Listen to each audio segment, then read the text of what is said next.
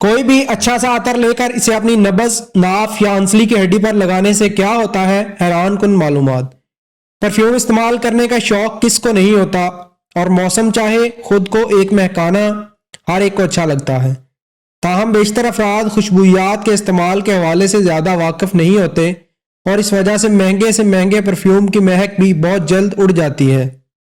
در حقیقت مرد و خواتین کسی پرفیوم کو لگاتے ہوئے چند بڑی غلطیاں کرتے ہیں۔ کیا آپ بھی پرفیوم کے وقت یہ غلطیاں کرتے ہیں؟ اور یہی وجہ ہے کہ مہنگے پرفیومز بھی بے اثر محسوس ہوتے ہیں، جس سے ذہنی جھنجھلاہٹ کے ساتھ پیسے بھی ضائع ہوتے ہیں۔ تو جان لیں کہیں آپ بھی یہ غلطیاں تو نہیں کر رہے۔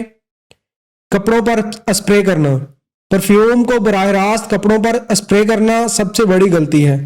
اگر آپ ایسا کرتے ہیں تو جان لیں کہ اس کے نتیجے میں خوشبو زیادہ دیر برقرار نہیں رہتی، جبکہ لباس پر نشان الگ بن جاتے ہیں جو کافی بدنما محسوس ہوتے ہیں۔ پرفیوم سے جلد کو گیلا کرنا۔ اکثر لوگ اتنے قریب سے پرفیوم کو اسپرے کرتے ہیں جس سے جلد گیلی ہو جاتی ہے، جو کہ غلط طریقہ ہے۔ پرفیوم کی بوتل اور جسم کے درمیان 5 سے 7 سینٹی میٹر کا فاصلہ ہونا چاہیے، تاہم بہت زیادہ دور کرنے سے آپ بہت زیادہ پرفیوم ضائع کر دیں گے۔ بہت زیادہ اسپرے کرنا۔ پرفیوم کا بہت زیادہ اسپرے کرنا عدم اطمینان کا باعث بنتا ہے۔ در حقیقت ایسا کرنے کی عادت جن لوگوں میں ہوتی ہے وہ اکثر سر درد کی شکایت بھی بہت زیادہ کرتے ہیں۔ عطر کو ٹھیک طرح نہ لگانا۔ عطر کو نرمی سے نبض پر لگانا چاہیے، کیونکہ یہ وہ حصہ ہے جہاں سے جسم سے اضافی حرارت خارج ہوتی ہے جو کہ خوشبو کو بڑھاتی ہے۔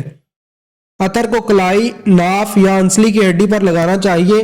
دیگر مقامات پر لگانے سے خوشبو بہت جلد اڑ جائے گی۔ کہاں لگانا چاہیے؟ پرفیوم کی خوشبو کو دیر تک برقرار رکھنے کے لیے اسے کوہنی کے اوپر، بالوں یا قمیض کے کالر پر چھڑکیں۔ اس طرح گردن اور سینے پر چھڑکاؤ بھی مہک کو دیر تک برقرار رکھتا ہے۔ اگر آپ نے ہمارے چینل کو ابھی تک سبسکرائب نہیں کیا تو آپ سے گزارش ہے ہمارے چینل کو ابھی سبسکرائب کر لیں، اور ساتھ بیل کے بٹن کو بھی کلک کر لیں تاکہ ہماری نئی آنے والی ویڈیوز آپ تک ٹائم سے پہنچ سکیں۔